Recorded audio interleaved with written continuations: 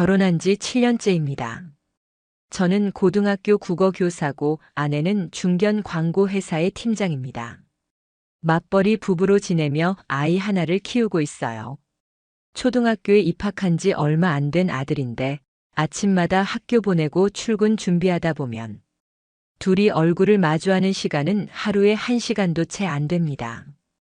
요즘은 아내 얼굴을 정면으로 바라본 게 언제였는지도 기억이 잘 안 납니다. 같이 사는 사람이라는 느낌보다는 아이의 엄마 함께 사는 동료 같은 느낌이 더 가까워요. 여보, 오늘 저녁은 내가 준비할게. 회의 늦게 끝났지? 그날도 퇴근한 아내에게 그렇게 말했는데 그녀는 대답 대신 고개만 끄덕이며 방으로 들어갔습니다. 예전 같았으면 고마워. 나 진짜 배고팠어. 하며 웃었을 텐데 요즘은 그런 미소조차 찾기 어렵습니다. 그날 밤 불 끄고 누워 있는데 아내가 조용히 말했습니다. 우리 언제부터 이렇게 대화가 없어졌을까? 가슴이 철렁했습니다. 뭐라고 대답해야 할지 모르겠더라고요. 그저 내가 요즘 좀 무심했지? 미안해. 그 말밖에 할 수 없었습니다. 아내는 아무 말 없이 고개를 끄덕였고 그날 밤은 그걸로 끝이었습니다. 그 시기부터였던 것 같아요. 아내가 외근을 자주 나가게 된 것도 이번 광고주는 까다로운 분이라 현장 미팅이 많아. 회의, 출장, 야근. 늘 바쁘다는 말만 반복됐습니다. 처음엔 별 의심 없이 고생하네 싶었죠. 그런데 이상하게 점점 집에서 웃는 일이 줄어들고 출근 준비엔 더 신경을 쓰는 모습이 눈에 들어오기 시작했어요. 옷차림, 화장, 머리 스타일. 예전엔 10분이면 끝났던 준비가 요즘은 30분도 넘게 걸리더라고요. 여보, 요즘 스타일이 좀 바뀌었네. 기분 전환 좀 하려고. 그러곤 미소를 지었습니다. 그 미소가 이상하게 낯설었습니다. 어느 저녁 아내가 말했습니다. 오늘 외근 나갔다가 도윤 선배 만났어. 기억나?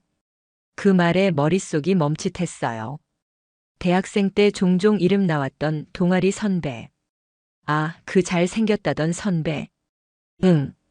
지금은 광고주 쪽 이사래. 우리 회사랑 같이 일하게 됐어. 그 말은 뭐랄까. 예전 기억을 건드리는 말이었습니다. 익숙하고 낯선. 그날 이후 아내는 종종 그 선배 이야기를 꺼냈습니다. 오늘 회의 중에 도윤 선배가 진짜 웃긴 얘기에서 빵 터졌어. 일 너무 많아서 힘들었는데 그 선배 덕분에 좀 웃었어. 처음엔 그냥 업무 얘기겠거니 했습니다. 그런데 어느 날 툭 던진 말이 스스로도 이상했습니다. 요즘은 도윤 선배 얘기를 자주 하네. 아내는 대답하지 않았어요. 잠시 멈칫한 뒤 그런가? 그냥 편한 선배라서. 그날부터 뭔가 달라졌다는 느낌이 들기 시작했습니다. 저를 향한 시선이 사라진 느낌. 대화는 점점 줄고 미소는 다른 쪽을 향해 있었습니다. 그게 질투인지 불안인지 아니면 그냥 지친 마음 때문인지는 잘 모르겠습니다. 하지만 하나는 분명했어요. 아내는 지금 어딘가 멀리 가고 있었습니다. 그날은 아내가 회식이 있다고 말한 날이었습니다. 여보, 오늘은 거래처 회식 있어서 좀 늦을 거야. 예전 같았으면 너무 늦지 말고 들어와 정도의 말은 했을 텐데 그날은 그냥 그래, 다녀와라고 말했습니다. 그 말 한마디에 마음이 왜 그렇게 무거운지 모르겠어요. 어딘가 가벼운 불안 같은 게 계속 맴돌았습니다. 밤 11시를 넘긴 시간. 아내가 현관문을 열고 들어왔습니다. 옷차림은 정돈되어 있었고 술 냄새는 거의 나지 않았어요. 많이 피곤했어? 응, 생각보다 일찍 끝났어. 목소리는 차분했지만 그 안에 어딘가 멍한 기운이 느껴졌습니다. 다음 날 아침 아내는 평소보다 더 일찍 일어났고 출근 준비에도 이상하리만치 공을 들였습니다. 옷장 앞에서 서성이는 시간, 머리를 말리는 자세, 심지어 향수를 뿌리는 타이밍까지 아내의 등 뒤에서 말했습니다. 여보, 요즘 왜 이렇게 꾸미는 거야? 그냥 여자로서 나를 좀 챙기고 싶었어. 그 말에 말문이 막혔습니다. 그녀는 지금 아내가 아니라 한 사람의 여성으로서 뭔가를 느끼고 있다는 말 같았거든요. 그리고 몇 날 며칠이 지나 아내는 또 외근을 핑계로 늦게 들어왔습니다. 미팅하다가 도윤 선배랑 밥 먹고 들어왔어. 진짜 피곤하다. 그 말 속에 담긴 이름. 또 도윤이었습니다. 조심스럽게 물었습니다. 그 선배랑 자주 보나 봐? 아내는 멈칫하더니 프로젝트 파트너니까 자주 만나게 되지. 그 말 맞는 말인데 왜 그렇게 찜찜했을까요? 며칠 후 우연히 아내의 휴대폰 화면을 스쳐봤습니다. 오늘도 고마웠어. 너랑 얘기하니까 마음이 좀 편해졌어. 보낸 사람은 도윤. 그날 밤 아내는 침대 옆에 조용히 앉더니 말했습니다. 여보, 요즘 나는 그냥 사람으로서 위로받고 싶은 마음이 커. 처음 듣는 말이었어요. 그녀가 느끼는 외로움, 그 말 한 줄에 다 들어 있었습니다. 그게 그 사람 때문이야? 아내는 고개를 떨구더니 말했습니다. 그냥 나한테 말 걸어주는 사람이 고마웠어. 그날 이후 아내의 귀가는 점점 늦어졌고 집에 있을 때도 핸드폰을 손에서 놓지 않았습니다. 혼잣말로 웃는 표정이 자주 보였어요. 그 웃음이 저를 향한 게 아니란 걸 알면서도 모른 척했습니다. 그리고 결정적인 날이 왔습니다. 아내가 회식이라고 했던 그날 밤. 지인에게 전화를 걸어 확인했지만 그날은 회식이 없다는 말만 돌아왔습니다. 무작정 나섰습니다. 강남 신논현 쪽 도윤 선배의 회사 근처 카페. 저 멀리 유리창 너머로 두 사람의 모습이 보였습니다. 도윤 선배와 아내는 마주 앉아 손을 맞잡고 있었습니다. 그 순간 심장이 무너져 내리는 소리가 들리는 것 같았습니다. 돌아서야 했지만 한참을 서 있었습니다. 눈물도 안 났고 화도 안 났습니다. 그냥 숨이 막혔습니다. 그날 밤 아내는 평소처럼 문을 열고 들어왔습니다. 미안. 회식이 늦게 끝났어. 그 말에 아무 말도 하지 못했습니다. 그녀는 문을 닫고 방으로 들어갔고 저는 거실에 그대로 앉아 있었습니다. 아내는 그날 선을 넘었습니다. 그날 이후로 저는 아내를 조심스럽게 관찰하기 시작했습니다. 의심이라는 단어가 제 머릿속을 맴돌기 시작한 것도 그쯤부터였죠. 퇴근 시간이 가까워 오면 괜히 초조해졌습니다. 몇 시에 들어오는지, 언제 씻는지, 휴대폰을 손에서 놓는 시간이 있는지. 그동안 당연하게 지나쳤던 행동들이 하나하나 눈에 들어오기 시작했어요. 아내는 여전히 바쁘다고 했습니다. 이번 주는 보고서 마감이야. 진짜 정신없어. 하지만 그런 말들이 이제는 제게 보고하는 것처럼 들렸습니다. 지금 내가 누구랑 시간을 보내는지 미리 말할게. 그런 느낌. 주말에 아이와 함께 시간을 보내자고 해도 이번 주는 힘들어. 팀원 회의가 있어서 워크숍 준비해야 해.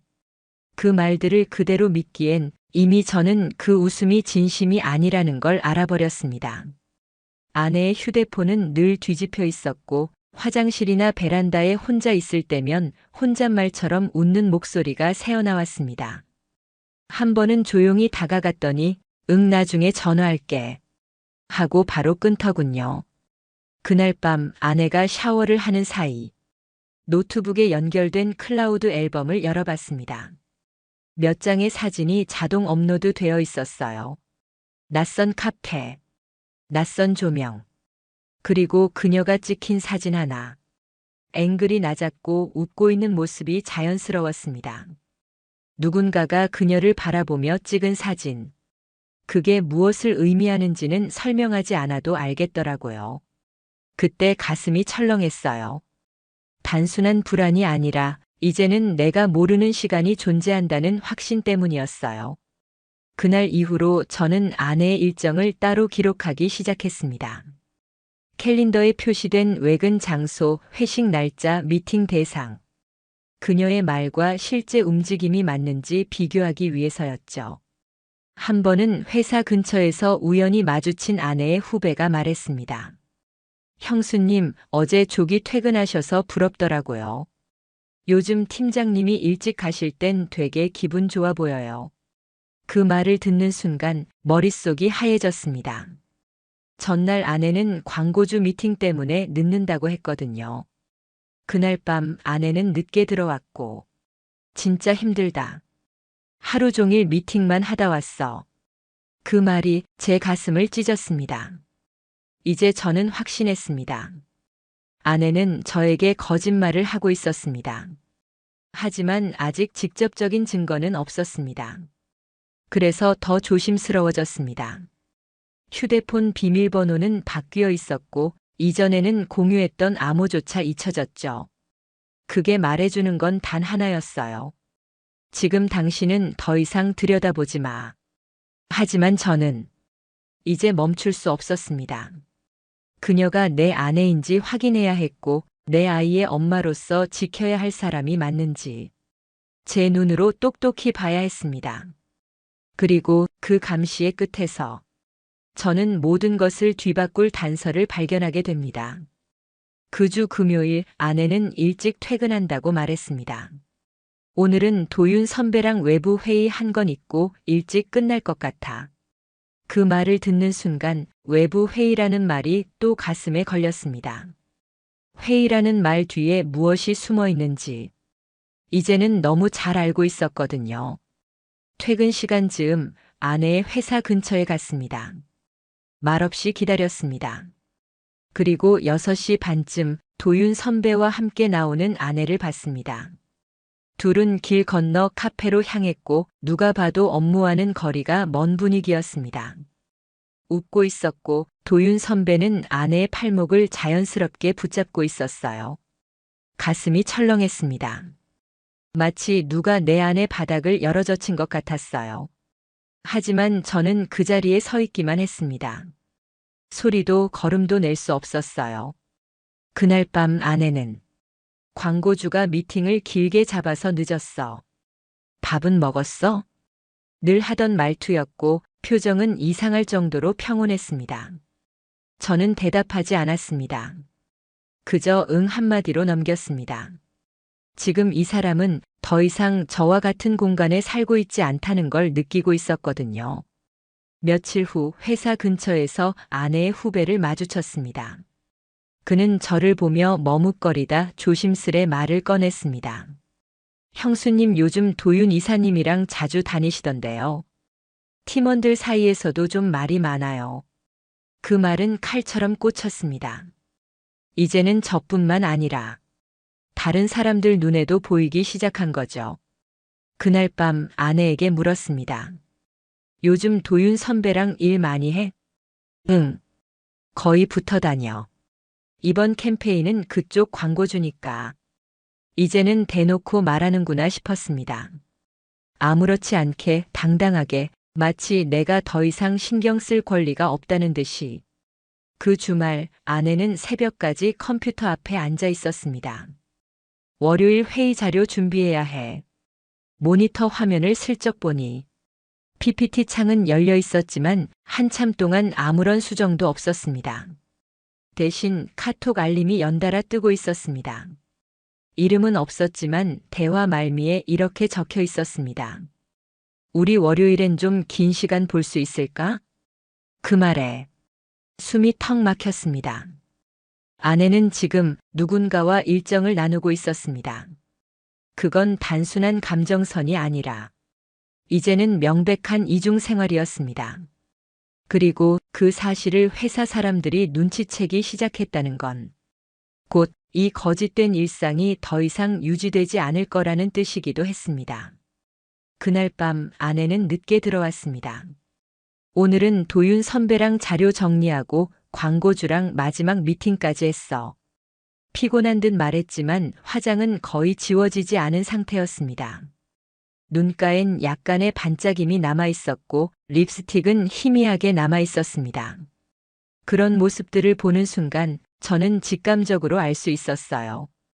오늘도 일은 하지 않았다는 걸요. 조심스럽게 물었습니다. 도윤 선배는 결혼 안 했지? 아내는 아주 짧게, 아니 했는데 지금 별거 중이래.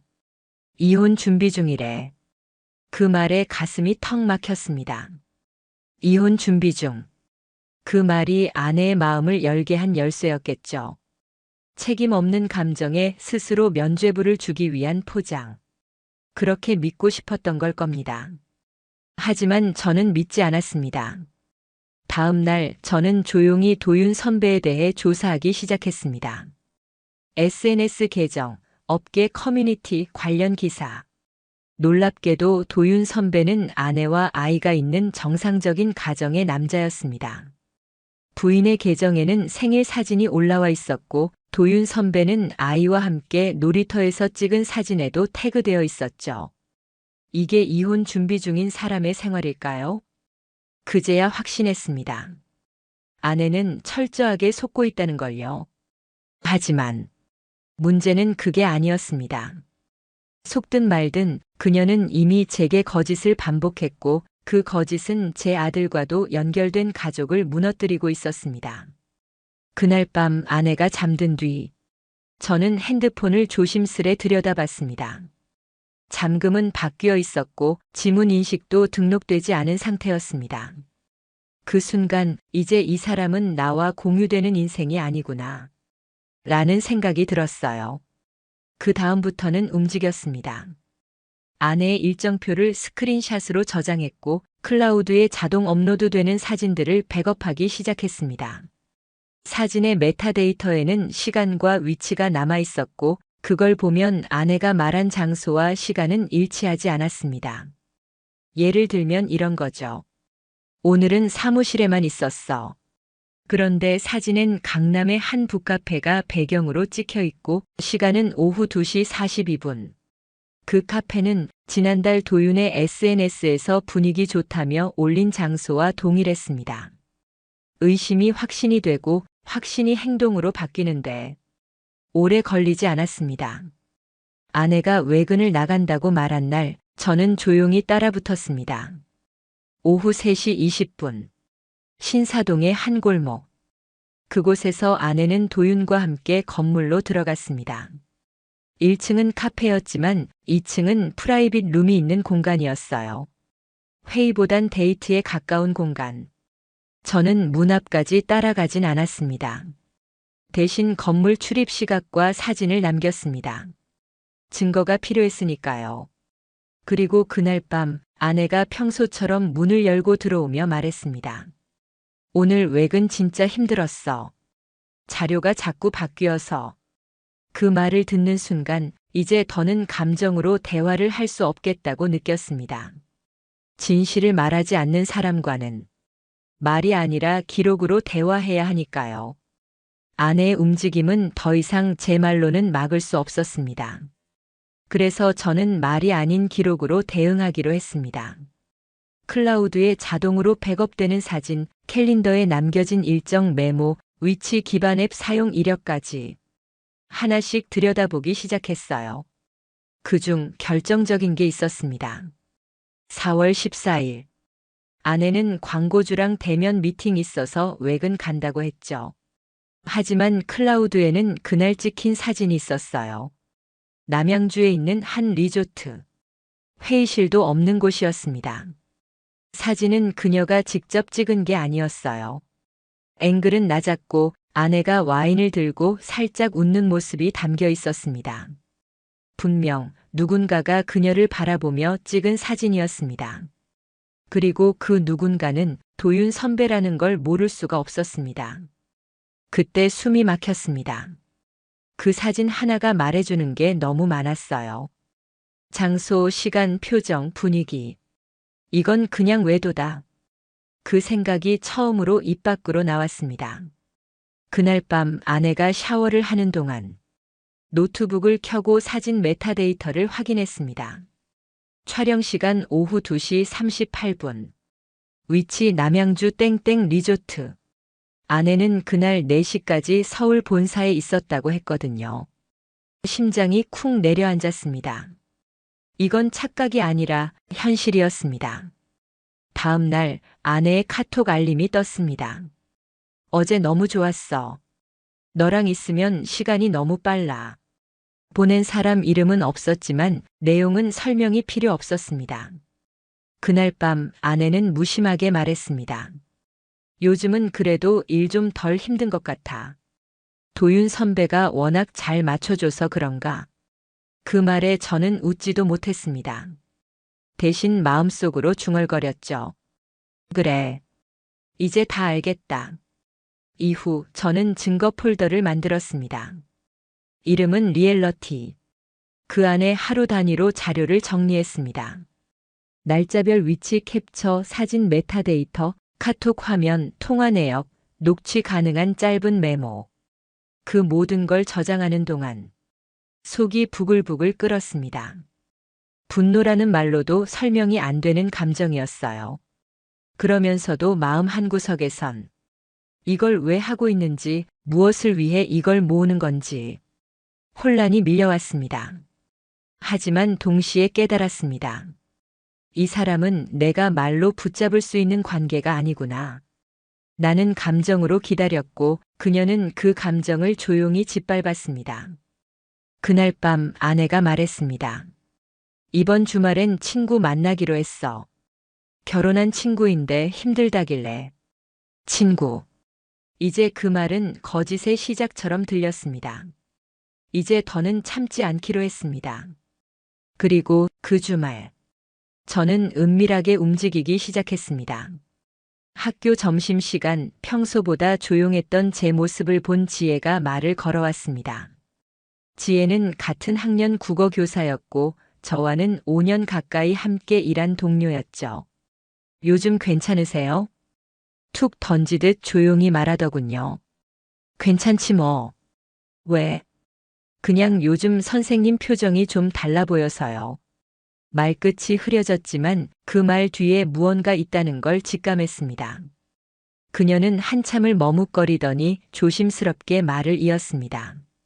며칠 전에 은수 씨랑 도윤 선배라는 남자 강남 쪽에서 같이 있는 거 봤어요.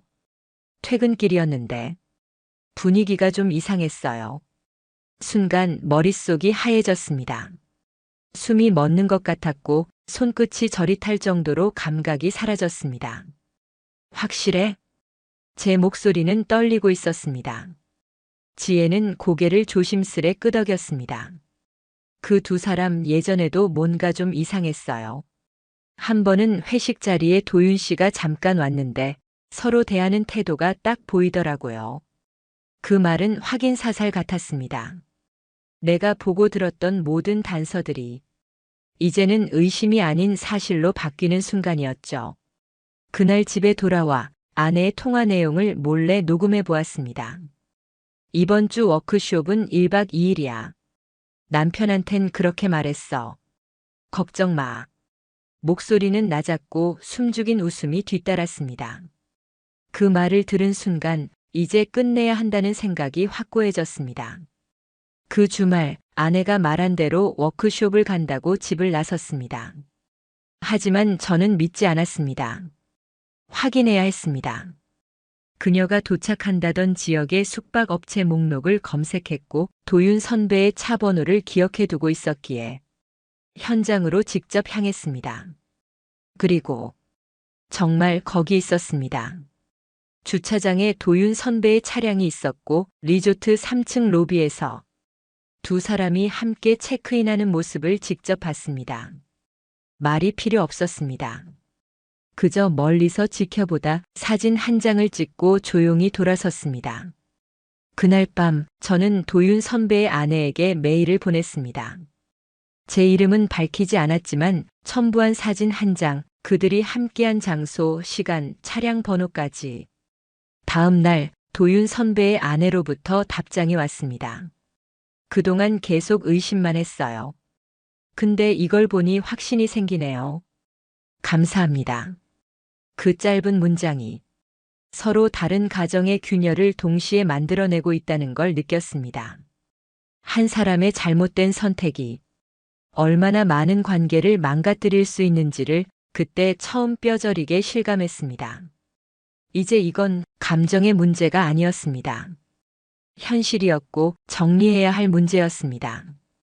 더는 지켜볼 수 없었습니다. 지금까지의 제 행동은 참는 거였고 이제부터는 행동해야 할 때였습니다. 아내와 도윤 선배가 함께한 사진, 클라우드에 남은 일정 변경 내역, 녹음된 통화 내용과 캘린더 기록. 이걸 회사가 모르게 넘어가선 안 된다고 생각했습니다. 아내는 업무 시간에 외부인을 만나 개인 시간을 보냈고 그 대상은 협업 중인 광고주 이사였습니다. 직장 내 윤리 규정, 이해 충돌 방지 의무, 그 어떤 조건으로도 회사가 묵과할 수 없는 내용이었죠. 저는 익명으로 회사 인사팀에 메일을 보냈습니다. 정중하고 조용하게. 하지만 확실한 내용과 증거를 정리해서 첨부했습니다. 귀사 소속 팀장이 광고주와 사적인 관계를 맺고 있으며 업무 시간 중 특정 장소에서의 잦은 만남과 프로젝트 관련 비공식 지시가 이루어지고 있습니다. 메일을 보낸 다음 날 아내는 평소와 다르게 조용했습니다. 오늘 인사팀에서 부르더라. 무슨 이유인데? 글쎄 익명 제보가 있었다는데 나랑 도윤 선배 얘기래. 순간 심장이 요동쳤습니다. 그녀가 눈치를 챘을까? 하지만 아내는 말없이 창밖만 바라보며 요즘은 왜 이렇게 날씨가 흐리지? 라고만 말했습니다. 며칠 후 도윤 선배에게 변화가 생겼습니다.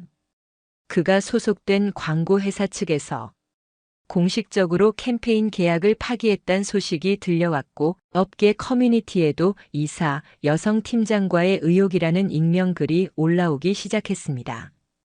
그의 얼굴이 실린 프로필은 빠르게 내려졌고 회사는 내부 정리 중이라는 입장을 내놨죠. 한편 도윤 선배의 아내도 움직이기 시작했습니다. 그녀는 법적 대응을 준비하고 있었고 제가 제공한 자료를 바탕으로 위자료 청구를 예고했습니다. 조만간 이혼 소송도 함께 들어갈 거예요. 그녀의 말은 단호했고 그 안에는 분노와 침착함이 동시에 담겨 있었습니다. 그날 저녁 아내는 회식이 없다며 일찍 들어왔습니다. 하지만 그 얼굴엔 피로보다 두려움이 서려 있었습니다. 요즘은 그냥 내가 왜 이렇게까지 왔는지 모르겠어. 그 말은 스스로가 만든 파국을 마주하고 있다는 자백 같았습니다. 이제 저는 그동안의 자료를 하나의 문서로 정리하기 시작했습니다. 배우자의 외도 및 업무상 부적절 행위 관련 기록. 문서 제목은 차갑고 건조했지만 그 안에 담긴 저의 감정은 처절하고 뜨거웠습니다. 지금까지 참았던 모든 것을 하나씩 정리하고 법률 상담을 예약했습니다. 아내에게는 아직 말하지 않았습니다. 하지만 조만간 그녀도 이 자료를 보게 될 겁니다. 징계위원회는 생각보다 빨리 열렸습니다. 회사 인사팀은 아내에게 정식 서면 소명서를 요구했고 도윤과의 관계에 대해 업무 외적인 사적 개입이라는 항목으로 조사에 착수했습니다. 며칠 뒤 아내는 집에 들어오자마자 한참을 말없이 앉아 있었습니다. 오늘 회사에서 공식 경고받았어. 팀장직은 당분간 유지 못할 것 같아. 표정은 무너져 있었고 입술은 말라 있었습니다. 회의도 빠지고 프로젝트는 전면 이관됐어. 본사에서 나오라는 얘기나 다름없지. 그녀의 목소리는 울음 섞인 웃음처럼 들렸습니다. 그때 저는 아무 말도 하지 않았습니다. 아내는 자리를 잃었고 도윤은 소속 회사에서 공식 해고됐습니다. 업계 단톡방엔 도윤의 실명과 함께 계약 취소, 후속 프로젝트 제외 같은 글들이 돌기 시작했어요. 그 인간 끝났대. 실무자가 그 짓을 하면 누가 신뢰하냐고. 지인에게서 들은 말은 차갑고 명확했습니다. 그때 아내가 제게 물었습니다. 당신이 고발한 거야? 저는 고개를 끄덕이지도 부정하지도 않았습니다. 그래, 그렇겠지. 그럴 줄 알았어. 그 말은 분노도 원망도 아닌 그저 체념처럼 들렸습니다. 그리고 며칠 뒤 아내는 회사 내에서 좌천됐습니다. 신입 교육팀으로 발령이 났고 그동안 해오던 모든 프로젝트는 정리됐습니다. 아내는 새벽마다 깨서 한참을 멍하니 앉아 있었습니다. 휴대폰도 보지 않았고 화장도 하지 않았습니다. 그렇게 멍한 얼굴로 부엌에서 식탁을 닦거나 창밖만 바라보는 일이 늘었습니다. 그런 그녀를 아이도 느끼기 시작했습니다. 아빠, 요즘 엄마는 왜 맨날 조용해? 엄마는 왜 나랑 얘기 안 해? 아이의 눈동자에는 걱정과 불안이 뒤섞여 있었습니다. 엄마가 좀 아파. 그래서 조용히 쉬는 거야. 그 말을 하며 아이를 안았는데 그 순간 제 손이 얼마나 차가운지 느껴졌습니다. 한 번은 아이가 낮잠에서 깨어나 혼잣말처럼 중얼댔습니다. 아빠는 엄마 싫어졌어? 아빠는 엄마랑 왜 말 안 해? 그 말에 가슴이 찢어지는 것 같았습니다. 이건 둘만의 문제가 아니라는 걸 그제야 뼈저리게 느꼈습니다. 그리고 며칠 뒤 아내는 말없이 이삿짐을 정리하기 시작했습니다. 작은 캐리어 하나에 옷을 몇 벌 넣더니 잠깐 혼자 지낼게. 정리 좀 하고 나서 다시 얘기하자. 그 말 뒤로 아내는 문을 열고 나갔습니다. 이제 집엔 저와 아이 단둘만 남았습니다. 그리고 그 밤 아이와 함께 잠든 거실 한켠에서 저는 조용히 눈을 감았습니다. 모든 것이 무너지는 소리가 귀 안쪽에서 웅웅 울리고 있었습니다. 아내가 집을 나간 지 며칠이 지났습니다. 그동안 저는 아이와 조용히 지냈고 주말이면 함께 공원에 가거나 학원 숙제를 도와주며 시간을 보냈습니다. 아이 앞에서는 아무렇지 않은 척했지만 문득문득 공허감이 밀려왔습니다. 특히 식탁에 둘이 마주 앉을 때 한자리가 비어 있다는 사실이 자꾸 눈에 들어왔어요. 그러다 어느 날 아내에게서 문자가 왔습니다. 시간 좀 낼 수 있을까? 얘기하고 싶어. 장소는 집 근처 조용한 카페였습니다. 그녀는 초췌한 얼굴로 앉아 있었고 저를 보자마자 고개를 숙였습니다. 그동안 진심으로 미안했어. 그 말이 나올 줄은 알았지만 막상 들으니 아무런 감정이 일지 않았습니다. 처음엔 그저 위로받고 싶었어. 내가 너무 지쳐 있었고 당신도 바쁘고 우리 대화도 없고. 그녀의 말은 이어졌지만 저는 더 이상 이해하려는 마음이 없었습니다. 그래서 불륜을 선택한 거야? 제 목소리는 차가웠고 그녀는 말을 잇지 못했습니다. 잘못한 거 알아. 근데 난 그게 감정이란 걸 이렇게까지 될 줄 몰랐어. 그 감정이 우리 가족을 망쳤다는 건 알고 있어? 아이도 느끼고 있어. 엄마가 달라졌다고 대답 안 한다고 자기 때문에 엄마가 사라진 줄 알 수도 있어. 그녀의 눈가에 눈물이 맺혔습니다. 그 말은 하지 마. 제발. 하지만 저는 멈추지 않았습니다. 이건 용서의 문제가 아니야. 이건 책임의 문제야. 그리고 나는 지금 더 이상 같이 살 이유가 없어. 그 말에 그녀는 조용히 고개를 끄덕였습니다. 이혼하자. 그 말은 아주 차분하게 나왔습니다. 마치 오래전부터 준비된 말처럼. 양육권은 내가 가질 거야. 넌 원하는 만큼 아이를 만날 수 있어. 하지만 너와 다시 부부로 사는 일은 없을 거야. 그녀는 잠시 눈을 감고 숨을 고른 뒤 말했습니다. 그래. 받아들일게. 내가 자초한 일이니까. 그 순간 가슴이 찢어지는 고통이 몰려왔습니다. 하지만 그 고통을 꺼내 볼 수는 없었습니다. 이미 끝난 관계에 감정은 사치였으니까요. 카페를 나서며 뒤에서 그녀가 조용히 말했습니다. 여보, 정말 미안해. 그리고 고마웠어. 우리 아들 잘 부탁해. 저는 뒤돌아보지 않았습니다. 마치 그 순간 모든 소리가 꺼져버린 듯한 느낌이었습니다. 집에 돌아오니 아이는 아파트 단지 놀이터에서 놀고 있었습니다. 저를 보더니 손을 흔들며 달려왔고, 아빠, 엄마는 언제 와? 라고 물었습니다. 한참을 망설이다가 그 아이를 꼭 안아주며 말했습니다. 엄마는 당분간 좀 멀리서 너를 볼 거야. 그 말을 하는 내내 가슴이 타들어갔습니다.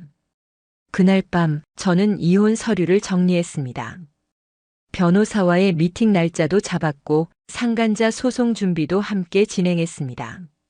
다시는 누구에게도 이렇게 무너지지 않기 위해서 며칠 후 저는 변호사를 통해 이혼 소장을 접수했습니다. 양육권은 당연히 제가 가져가는 걸로 정리됐고 위자료 청구는 하지 않기로 했습니다. 하지만 상간자에 대한 민사소송은 따로 진행했습니다. 도윤 선배는 끝까지 연락을 피했고 법원에서 송달 명령을 내려서야 겨우 응답했습니다. 소장에 첨부된 증거는 충분했습니다. 카페에서 찍은 사진, 클라우드에 남은 위치 기록, 호텔 체크인 내역, 캘린더 스크린샷, 문자와 음성 녹취까지. 도윤 측 변호인은 본인의 감정은 순수했다. 서로의 위로가 있었을 뿐 육체적인 관계는 없었다고 주장했지만 그 말이 변명이란 건 판사도 알았던 것 같습니다.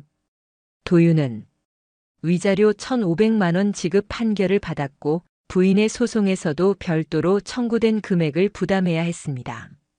그 이후 도윤은 업계에서 완전히 퇴출됐습니다. 소속 회사는 물론 그와 일한 광고 대행사들조차 그를 블랙리스트에 올렸습니다. 한때 잘 나가던 크리에이티브 디렉터는 이제는 신뢰를 저버린 남자로 낙인 찍혔죠. 한편 아내는 친정에도 사실을 들켰고 양가 모두에게 등을 돌리게 됐습니다. 우리가 너한테 얼마나 해줬는데 이게 뭐야? 너 애는 생각 안 했니? 그 말들은 피보다 날카로운 칼처럼 아내의 마음을 베었을 겁니다. 한때 친구였던 이들도 연락을 끊었습니다. 아내가 혼자 다니는 모습이 회사 근처에서 목격됐다는 소문도 들려왔고 본사 건물 카페에서 혼자 앉아 텅 빈 노트북 화면만 바라보던 모습도 누군가 사진으로 보내주더군요. 그리고 얼마 지나지 않아 아내는 정식으로 인사 이동 요청서를 제출했고 지방 영업 지점으로 좌천됐습니다. 출퇴근 거리는 왕복 3시간. 대중교통도 없는 지역. 그녀는 가끔 집 근처에 와서 아이를 멀리서 지켜봤다고 합니다. 그 말을 전해 들었을 때 가슴 한쪽이 묘하게 시려왔습니다. 그러던 어느 날 아내에게서 문자 하나가 왔습니다. 고마웠어. 당신 아니었으면 지금의 나도 없었을 거야. 이제는 더 이상 연락하지 않을게. 그 짧은 메시지에 답장을 하지 않았습니다. 이제 그녀는 제 삶에서 과거가 되었고 아이에게는 한때 함께 살았던 사람이 되었습니다. 그게 현실이었습니다. 법원은 제가 아이의 양육권을 갖는 것으로 판결을 내렸습니다. 그 판단에는 많은 것들이 고려됐겠지만 무엇보다 지금의 아내는 누군가를 책임질 준비가 되지 않았다는 게 결정적 이유였습니다. 아이는 그 이후로 저와 함께 살아가고 있습니다. 평일엔 학교를 다녀오고 주말이면 근처 공원에서 자전거를 타며 소소한 일상을 보냅니다. 이혼이 법적으로 확정된 날 서류를 정리하며 나는 마음속으로 다짐했습니다. 이 아이에게만큼은 절대로 상처를 반복하지 않겠다. 그날 이후 아내는 연락을 끊었습니다. 면접 교섭권은 유지됐지만 직접 요청한 적은 없었습니다. 아마도 아이 앞에 서는 게 두려웠을 겁니다. 아니면 자신에게 그럴 자격이 없다고 느낀 걸지도 모르죠. 이따금 아이도 엄마 얘기를 하곤 했습니다. 아빠, 엄마는 언제 다시 집에 와? 엄마는 왜 나랑 같이 안 살아? 그럴 때면 저는 아이를 안고 조용히 말하곤 했습니다. 엄마는 지금 혼자서 정리할 시간이 필요해. 그래도 너를 항상 생각하고 있어. 아이는 말없이 고개를 끄덕였고 그 눈빛엔 어린아이답지 않은 이해가 담겨 있었습니다. 시간이 흐르면서 아이의 일상은 안정을 찾아갔고 저도 다시 학교 생활에 적응해 갔습니다. 점심시간 동료 선생님들과 웃으며 대화도 하게 되었고 퇴근길에는 아이를 학원에서 데려오는 일상이 익숙해졌습니다. 그러던 어느 날 퇴근길에 아이와 함께 동네 카페에 들렀습니다. 따뜻한 라떼 한 잔과 아이가 좋아하는 초코 케이크 하나를 주문하고 창가 자리에 앉아 있었죠. 그때였습니다. 카페 유리창 너머로 누군가가 우리를 바라보고 있었습니다. 창밖 조용히 서 있는 아내였습니다. 그녀는 말없이 아이와 저를 바라보고 있었고 우리의 웃는 모습을 한참 지켜보다가 고개를 숙였습니다. 그녀의 입술이 살짝 움직였지만 소리는 들리지 않았습니다. 그저 작은 미소 같은 걸 지은 듯 했죠. 그리고 천천히 돌아서 사람들 사이로 걸어가 사라졌습니다. 그 순간 마음 한쪽이 묘하게 저릿했습니다. 복잡한 감정은 아니었습니다. 미움도 연민도 아닌 그저 끝났다는 실감. 이제는 그녀를 붙잡을 이유도 그녀가 돌아올 곳도 없다는 걸. 그날 밤 아이는 제게 물었습니다. 아빠, 오늘 엄마 본 것 같아. 저는 조용히 미소를 지으며 말했습니다. 응. 엄마도 너 보고 좋았을 거야. 그리고 아이를 꼭 안았습니다. 이야기는 그렇게 끝났습니다. 한 사람의 선택이 어떤 가정을 무너뜨릴 수 있는지, 그 대가가 얼마나 길게 이어지는지 몸으로 느낀 시간이었습니다. 이제 저는 아이와 함께 다시 새벽을 맞이합니다. 그리고 그 무엇보다 단단한 삶을 살아가고 있습니다.